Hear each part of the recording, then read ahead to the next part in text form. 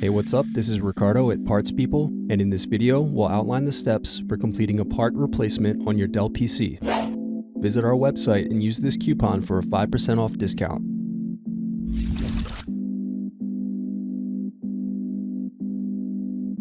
First, slide over tabs and remove battery. Then unscrew and remove access door. Now remove bottom base screws.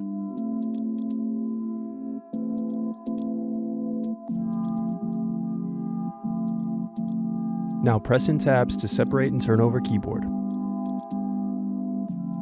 Then disconnect and remove keyboard. Now unscrew palm rest.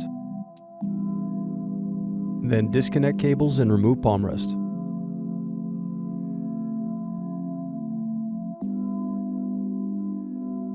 Then disconnect and remove DC jack.